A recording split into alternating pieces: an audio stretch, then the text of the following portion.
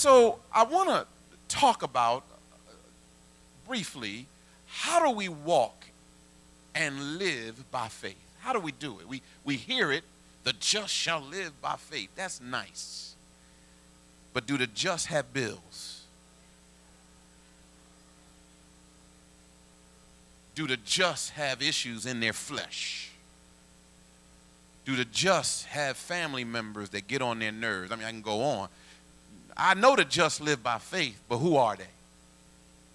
How do we walk? How do we live by faith? Last week, I asked the question. And the question simply was, what type of Christian do you want to be? I mean, I think that's the determining factor. I can't make you be what you should be, and amen, and nobody can make you be what you should be. You've got to come to a determining factor of what type of child of God do I want to be? Because I just believe that God is no respecter of persons. Meaning what? I think sometimes we get intimidated when we look at others and the way they live and we say, well, you know what? I ain't never going to be like that. So I just might as well go ahead and do what I do best and kind of let it go. Listen, God's no respecter of persons. What he's done for others, he can do for you. And so in that vein, I just believe that I can be all that I can be because of who Christ is in my life. See, if the God I serve is little, then my life becomes little. If the God I serve is mediocre, then the life I serve is mediocre. But if I believe in an all-knowing, all-powerful, omniscient, omnipresent God, then that means for me, the sky is the limit. There's nothing that I cannot have, nothing I cannot accomplish when I trust the Lord. Am I making any sense? So what type of Christian, as the question last week, do you want to be? Because what I'm learning is, and I'm learning this, and this is today's lesson is a practical lesson, because what I'm learning is that to meet your objective, you really need to set some goals. And I'm learning that in setting goals doesn't just apply for, your walk in the Lord, which is key, but for everything.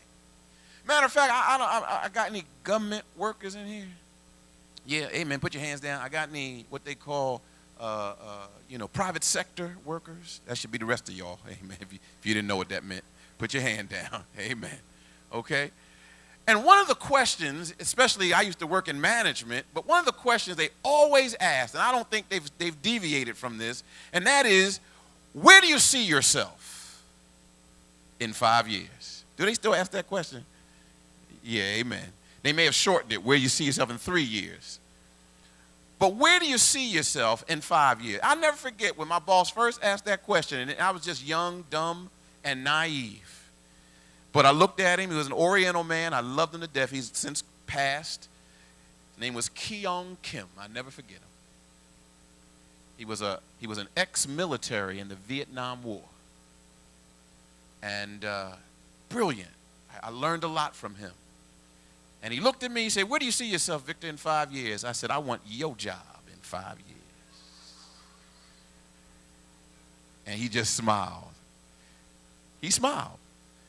He wasn't intimidated. You know why? Because the next thing he said, and what you going to do to get there? See, it's one thing to want something. It's another thing to plan to get there. And so when you talk about what type of Christian you want to be and the place you want to get to, what we don't do well as a people, but we need to start learning, is to set some objectives and some goals for our lives. This whole Biggest Loser thing. First thing I did was I set a goal. I believe most folks that are doing it have set a goal. Now I'm reaching for the goal. Are y'all with me? And I'm keeping the goal ever before me. And the thing that keeps me motivated, and thank you for some of you have made comments about what you see, that ain't what's motivating me, your comments. What's motivating me is I can button my pants, walk the steps without getting tired. That's what's motivating me. You need to see milestones and landmarks to encourage you that you are on your way to where you have set out to be. Are y'all with me here? Practical. We need to set some goals and some objectives. Watch this, not for weight loss, not for career development, but watch this, for your life. You need to look at yourself now. Did we take some before pictures, Sister Gail? You need to look at yourself now. And when you look at yourself now, ask the question, are you pleased with what you see? Because I think that's a big part of the problem. We like us too much to change. Somebody gonna get that on the way home. We look in the mirror and we see we all right. We all right. So there's no change coming.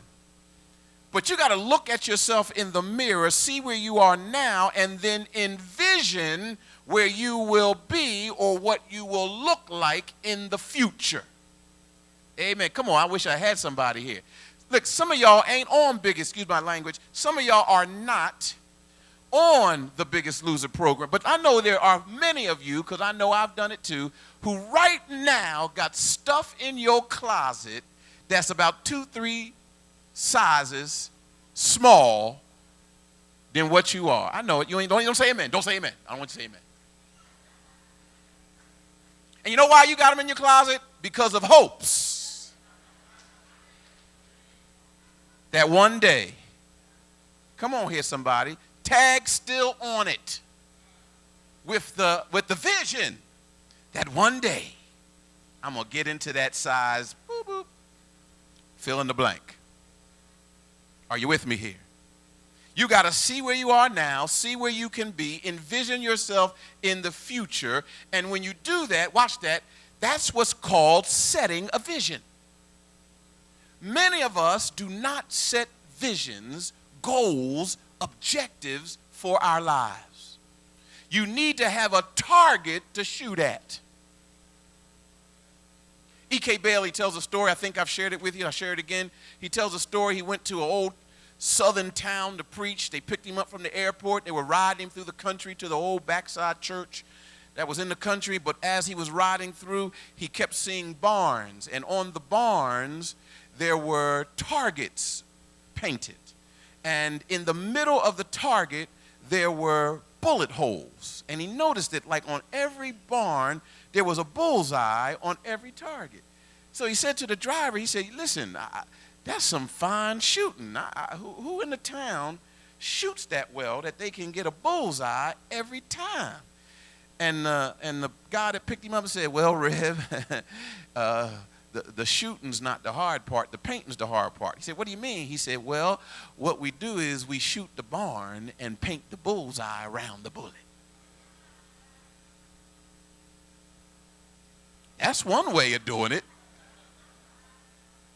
But what happens is, if you shoot at nothing, you're going to hit it every time.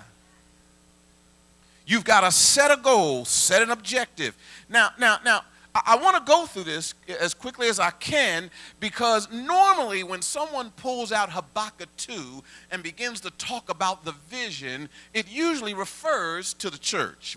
They try to set a vision for the church. They're trying to tell you how the vision goes. Amen. And it's perfectly right in its context. But I see something deeper in here, because there's some deeper understanding about a vision that applies to everybody who's trying to get somewhere. And let me say this as a side note. I don't want to be around nobody who don't want to go nowhere. And why do you want to hang around folk? Come on, what we want to do tonight? I mean, something similar. What we want to do now? I'm just going to stay home and watch TV. No, let's go out. Let's go bowling. Let's go to the movie. No, I'm just going to sit. So you're going to sit there with that nut? I'll see you later. Come on. Nobody who has any get up and go, no unction, no desire, no vision. Why are you wasting time with that person? You want to hang around somebody who watches. I'm jumping ahead of myself, but who's going to encourage you in what you want to do. Now, let me say as a side note before I get to it, I ain't talking to married couples who are now saying, Pastor just gave me license to leave that person. See, because I know how y'all thinking work. Okay, I know it right away. Some of y'all say, what, Pastor? He don't want to get up off the couch? I can go. I'm not saying that. Come on, y'all better stay with me here. Okay, I'm talking about setting a goal, an objective, trying to get somewhere. Motivation. All right? So normally Habakkuk talks about this particular passage of scriptures in the context of vision for the church, but I want to talk about it and see if we can apply some of the principles to our own individual lives as we go forward meeting goals. Now watch this. Look at, if you will, Habakkuk chapter 2, verse 2. Can we look at that real quick? Here we go. It says, the Lord answered me and said, write the vision and make it plain on tablets that he may run who does what? Who reads it. Are y'all with me here? I want to talk to you, first of all, first principle, about the importance of a vision. The importance of a vision. See, the response that Habakkuk got from God was not mysterious. Meaning what? It was not to be shared only with a select few, but it was a matter of writing it so everybody could see it. Meaning what? Can I make it plain to you? Come on, I'm going to use this since we're in this. I can set out, and I've been doing this for years. My wife will tell you, I've been doing this for years. I always say, come Monday, I'm going to start my diet. But on Sunday, I'm going to eat everything in Outback they got. Because Monday, I'm going to start my diet. And I told it to my wife. I ain't told everybody. Because come Wednesday, I broke the diet, and I'll start it next Monday. Y'all got quiet on me. See? I've only kept it inner circle. And when I kept it in a circle, it's easy for me to change it or forsake it. Are y'all with me here? But here he tells Habakkuk, write this vision on tablets, meaning what? Two things, make it plain and make it visible. Why? So everybody can see it. Meaning what? This is what y'all don't like. Here's the A word. Which means now when I set my vision and my objective and my goal, I got to be accountable.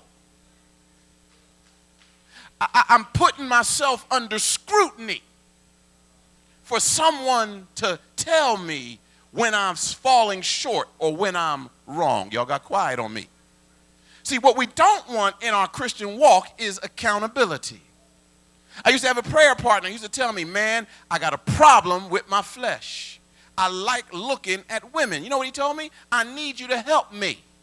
I need to be accountable. He used to come over my house when the summer hit, just rubbing his head. Oh, my God. I can't take it. But he had made himself accountable. Listen, when you go to set your goal, when you go to set the vision and the objective for yourself, for your life, tell some folks what you're trying to do.